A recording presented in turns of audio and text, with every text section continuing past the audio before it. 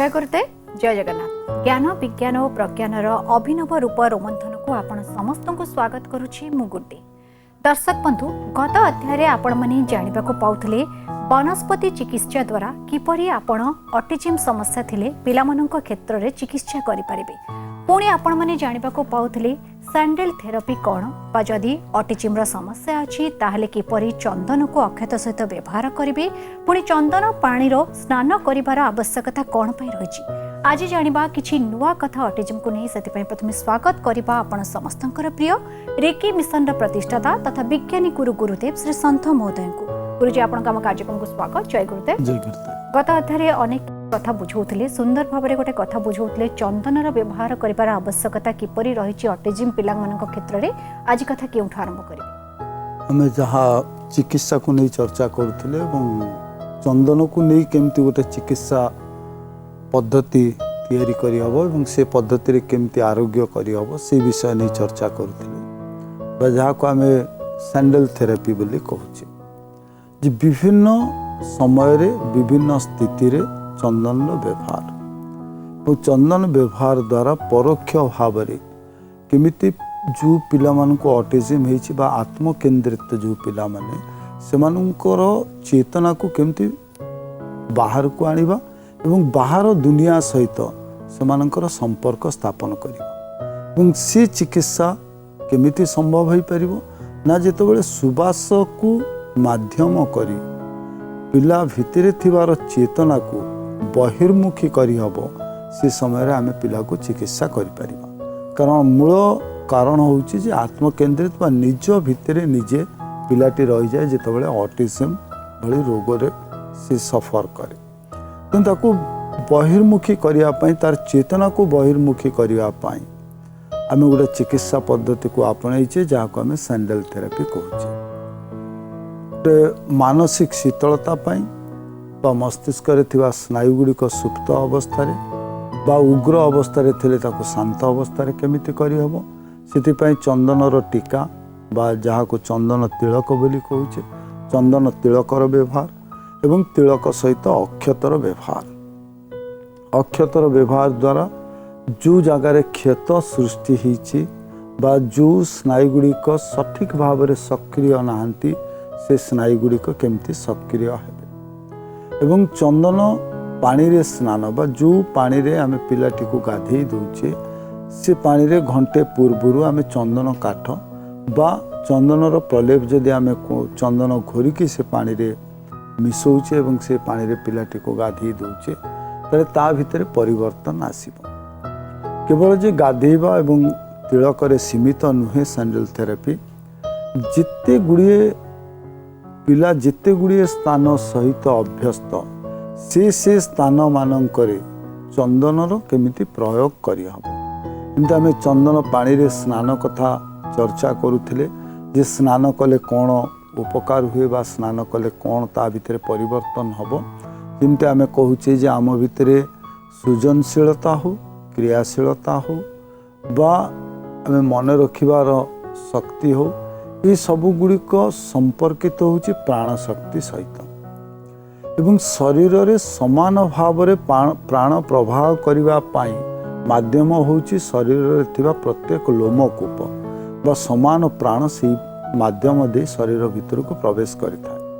जेतेबेले आमे चंदन पानी रे स्नान करोचे सेतेबेले प्रत्येक लोमकूप गुड़िकर जो शक्ति आहरण करिवार क्षमता ता वृद्धि होता है एवं प्राण समान भाव में शरीर भीतर को प्रवेश करता है बा से पिलाटी भितर जो चेतना शक्तिर अभाव अच्छी जो कॉन्शसनेस नाही से कॉन्शसनेस डेवलप करेबो केमती जदि आमे चंदन पानी रे स्नान करोचे। जो सूत्र को आधार करी आमे जितेबाला आमर धर्म शास्त्र को आसुचे आमे गोटे देवता एवं देवी मानकर स्नान प्रक्रिया रखुचे एवं से स्नान प्रक्रिया रे आमे विभिन्न पदार्थ व्यवहार करुचे।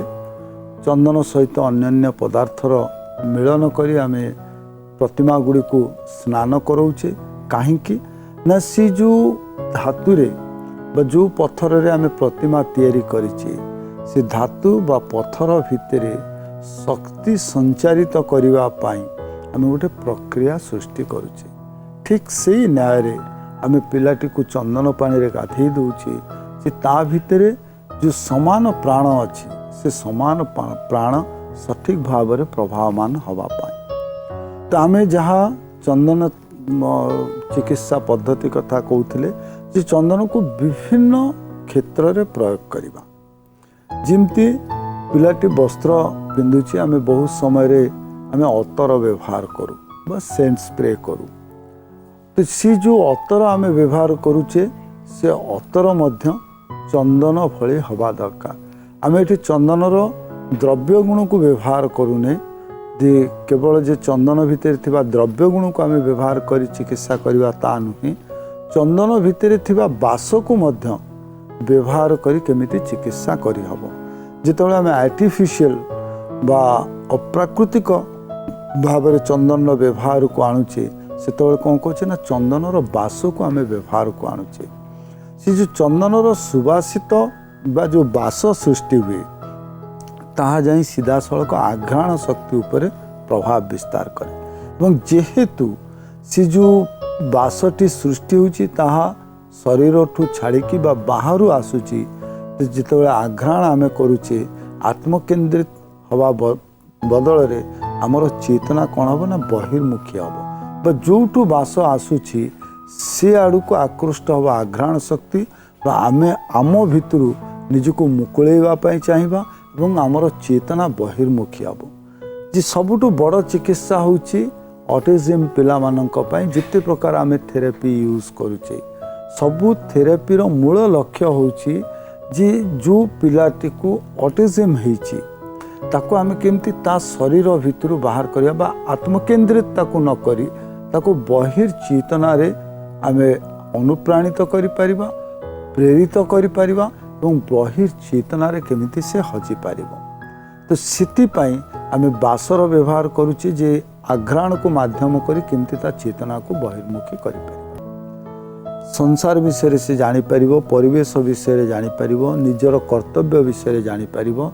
तो सेतिकी ताको स्वयं सिद्ध करिवा पाई स्वयं सक्षम करिवा पाई आमे चिकित्सा आपणैबा उचित बा चंदन को माध्यम करी चिकित्सा घरे घरे करिबा उचित जहाँ अति सहज और सरल भाव में आम कर जमती आम कहले जे सुबास को नहीं चिकित्सा बा जो अतर आम व्यवहार करुचे से अतर चंदन गंधयुक्त हवा उचित।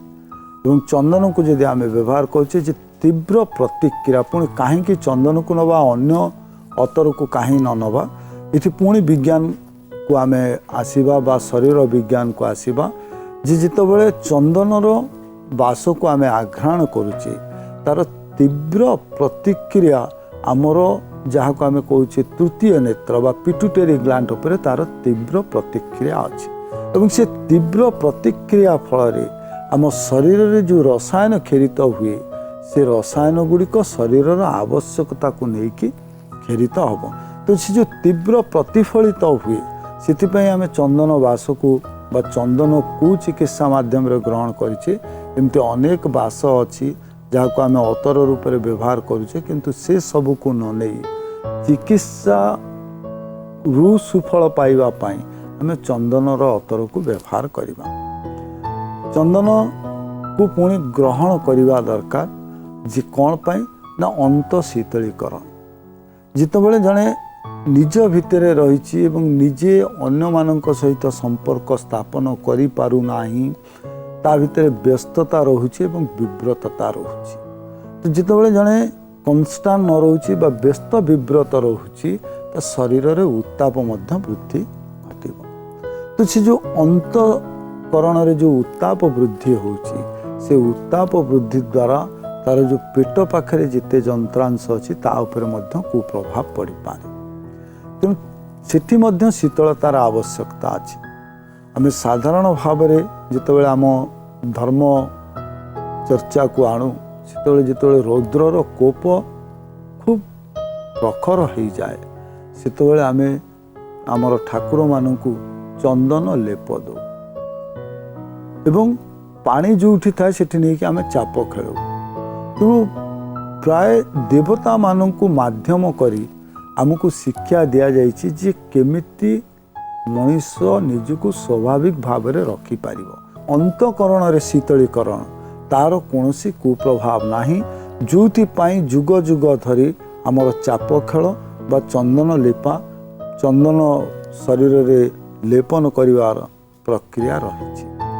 तेणु बाह्य स्तर रे आमे चिंता न करी पिलाटी जे ऑटिज्म रे सफर करुच्ची तार अंतकरण चिकित्सा पाई चिंता करिया बा अंतकरण शीतलीकरण केमिति हबो। जिमती आमे साधारण भाव रे सकाळु उठी पानी दउचे पीवा पाई बा समस्तंकर से गोटे नीतिदिनिया कार्यक्रम जे आमे सकाळु उठिले पानी पीवा तो से जो पानी आमे दउचे पिलाटी को पीवा पाई ता देहरे चंदन लेप दबा उचित बा चंदन घोरी किछि मात्रा रे चंदन जदि आमे से पानी भितरे द्रवीभूत करी पिलाटी को दउचे तले ता अंतकरण शीतलीकरण हबो बा शरीर भितरे जो उष्णता पाई से व्यस्त विव्रत होउची सेतिरे शीतलता आसीबो जे केवल मस्तिष्क शीतल करवा नाही शरीर को मध्य शीतल करवा तो आमे सब बेले शरीर को संपूर्ण भाव रे जितेबाला चिंता करुचे सेतेबाला शरीर को दी भाग करा जाउची शरीर जमती आमे साधारण ओडिया भाषा रे को गंडी एवं मुंड बा मुंड पाखर जो यंत्रांश अच्छी तार कार्य करिवार प्रणाली भिन्न एवं शरीर भितर जो यंत्रांश अच्छी सेमानकर कार्य करिवा एवं कार्य जो प्रक्रिया अच्छी से प्रक्रिया भिन्न तो उभय शीतलतार आवश्यकता अच्छी आमे मस्तिष्क शीतलता पाई चंदन टीका दौचे एवं शरीर शीतलता पाई चंदन लेपर जो पानी से पानी को पीवा पाई आमे कहूचे। बहुत समय आमे जदि खाली चंदन पीवा पाई पिलाटी भितर कौन सी कुंठाबोधता देखा दिए ताले आमे से जगह ताल मिश्री व्यवहार करूँ। ताल मिश्री कहीं व्यवहार करूँ पुणी परवर्ती चिकित्सा पद्धति को जितेबाला आसवा से आम विस्तृत भाव में चर्चा करवा जे ताल मिश्री कौन प्रभाव अच्छी पिलाटी उपरे केवल जे चंदनर कथा आम एतिक सीमित रखा नहीं तार जो परिवेश अच्छी सी जोटी खेलुची जोटी बसुची जोटी चलप्रचल होची आम सबु जगह चिंता करवा जे जमती चंदनर सुगंध बा सुवास सबुआड़े खेली ही रहो।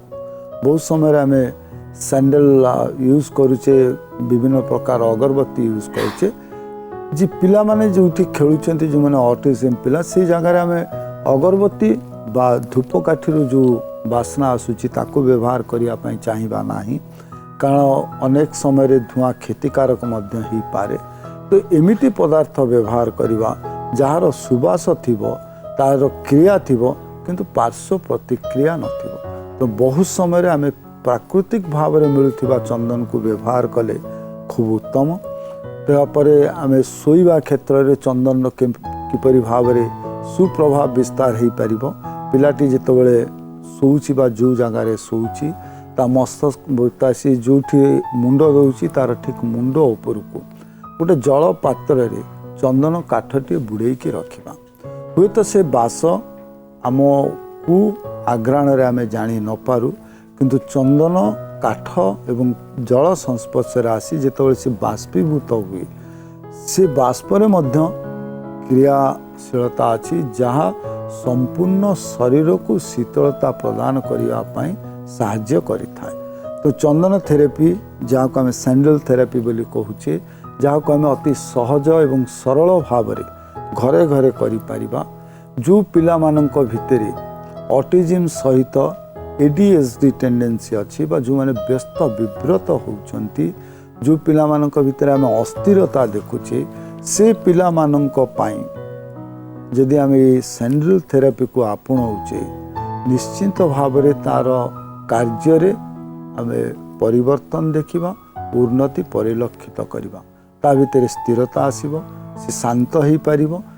तेणु जो जो बापा माँ पाखे जो मैंने देखुन जे पिला मानक भितर ऑटिज्म हो बा एडीएचडी टेंडेंसी देखा दूची जो पिला माने अस्थिर होउछंती व्यस्त विव्रत होउछंती ये जो चंदनर व्यवहार प्रक्रिया से समस्त प्रक्रिया को से आपणेबा पई चेष्टा करंतु एवं पिलाटी भितरे ये चंदन थेरापी करने पर कौन परिवर्तन परिलक्षित होउछि से सब को मध्य अनुध्यान करंतु जहाँ बड़ सहज सरल प्रक्रिया एवं साधारण भली लगे। कारण आम जो सनातन धर्म कथा कहूचे गोटे मुंडरे टीकाटे दवा बा तिलकटे नवा गोटे साधारण कथा आम ता पछरे कौन विज्ञान अच्छी केते जटिल तत्व ता भितर जड़ी ही रही आम केबे चिंता करेनि। तो आम गोटे साधारण प्रक्रिया जे आम मंदिर गले पूजक जड़े आम मुंडरे तिलकटे लगेदब कहीं आम केबे चिंता करेनि।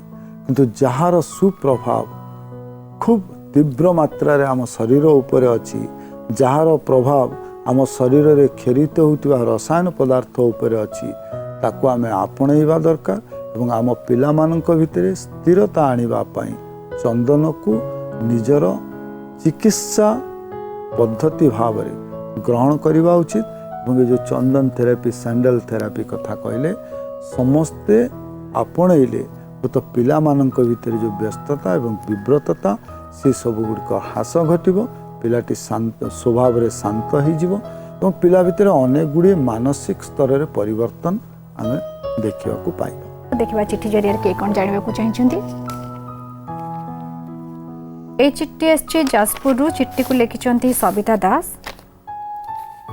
से लिखिं गुरुजी को प्रणाम जय गुरुदेव। तापर से लिखिं मोर अनेक गुड़िए समस्या अच्छी आम सब गुरुजी शुणी था जे जितेबले आमर मन अस्थिर थाए पूजा कले आम मन को शांति मिले बोली किंतु मु जेते चेष्टा कले मध्य पूजा समय रे मन स्थिर हेउनी काहेकि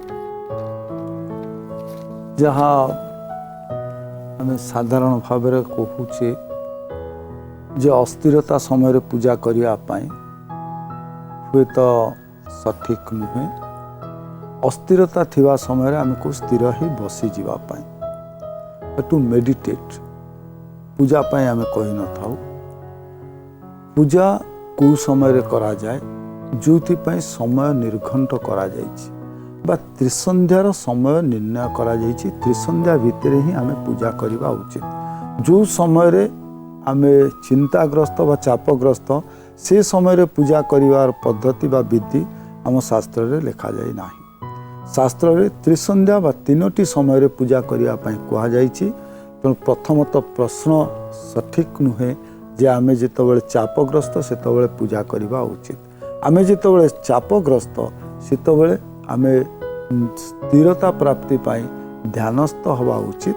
पूजा कथा कह जाए का पूजा गोटे प्रक्रियार कथा पूजा आम कौन पाई करूँ साधारण भाव में जितेबाला आम पूजा कथा कहू आम कौन पर्वपर्वाणी कथा चिंता करूँ नित्य पूजा करुवा कथा आम मुंड भीतर को आसे ना। तो पूजा को पुणी दी भाग में विभक्त करा गोटे पर्वपर्वाणी गोटे दैनंदिन पूजा। पर्वपर्वाणी पूजा ये करा जाए जे मन भितर आनंद उल्लास भरी दवापाई एवं सामाजिक संपर्क सृष्टि करिवार माध्यम। तो कौनसी तथ्य आध्यात्मिकतार समाजतंत्र को छाड़ी की नुहे ये समाजतंत्र को दृढ़ करने समाजतंत्र को सुंदर करी गढ़ी तोलियापाई आध्यात्मिक तंत्र व्यवस्था। तो आध्यात्मिक तंत्र रे जो व्यवस्था पूजार व्यवस्था कहगला जो पूजा पर्वणी कथा कहगला जे सामाजिक संपर्क को अक्षुण्ण रखापी सामाजिक संपर्क भितर स्थायित्व भरी दवापाई आनंद उल्लास पूर्ण जीवन टीए बा गोटे दिन काटिबापाई आम पर्वपर्वाणी पालन करूँ। नित्य नैमित्य पूजा बा प्रतिदिन जो आम पूजा करूँ यह शरीरर आवश्यकता को नहीं आम पूजा पद्धति को ओल्हे था कहीं ना जो तीन समय निर्घंट करागला से तीनोटी समय रे मनीष शरीर उपरे विद्युत चुंबकीय शक्तिर कुप्रभाव पड़ी था बा जेतिकी आमर आवश्यकता अच्छी से समय रे विद्युत चुंबकीय शक्तिर प्रभाव तीव्रतर होता है एवं से समय आम भितर अस्थिरता देखा दिए कहीं जे मानसिक कारण पाई नुहे आमर जो चुंबकीय शक्तिर प्रभाव पाई अस्थिरता आसी था। तो पूजा केतबेले करा जाए ना जितेबले आम उपरे विद्युत चुंबकीय शक्तिर कुप्रभाव तीव्र भाव में होता है सेतबेले आमे पूजा करिथाउ से पूजा पाई 3टी समय निर्घंट कले जहाँ को आमे कहले त्रिसंध्या। आमे साधारण भाव में जितेबले संध्या कहूचे आमे बुझुचे दिन सरी जाउथिबो राति आसुथिबो तार मध्यकालीन समय होउची संध्या किंतु इठी आमे त्रिसंध्या कथा जेतेबले कहूचे सकाळ को मध्य संध्या कथा कहूचे द्विपहर को मध्य संध्या कथा कहूचे। तो जो त्रिसंध्या समय कथा कहला जे शीत बेले आमे दीप प्रज्वलन करवा उचित कहीं ना जो विद्युत चुंबकीय प्रभाव अच्छी ह्रास करने अग्निकर आवश्यकता अच्छी जिते आम अग्नि प्रज्वलित करुचे से आम शरीर संलग्न जीतिकी अंश सेगुड़िक चाप ह्रास घटी था तेणु विद्युत चुंबकीय शक्तिर कुप्रभाव शरीर में पड़े ना से आम पूजा करि तो कौन सी समय चिंताग्रस्त समय पूजा करने अनुचित एवं पूजा बेले जदि भी कौन सी चिंता मन को आसुची ताले सी चिंता को आसवा को दवा दरकार ताकू दूरे देले सी चिंता पुणी थरे माड़ी आसीबो। तेणु पूजार प्रथमे जो पूजार पद्धति बा पूजा केमिति करा जाए पूजा करियार आवश्यकता जहाँ को आमे तबले चर्चा आगु को चलिबो से विषय चर्चा करिबा किंतु प्रश्न उत्तर पाई एतिकी जानिबा उचित जे कौनसी समय रे चिंताग्रस्त ही पूजा करिवे नाही चिंताग्रस्त शिवा समय मेडिटेशन बा एकाग्रता करिया पाई चेष्टा करिवे बा साधना करिया पाई चेष्टा करंतु पूजा त्रिसंध्या भितरे करिबा उचित। आज्ञा गुरुजी निश्चय आशा जे से बुझी पारिथिबे कोन करिवार अछि तबे आज अध्याय पे बहुत बहुत धन्यवाद। जय गुरुदेव। जय गुरुदेव।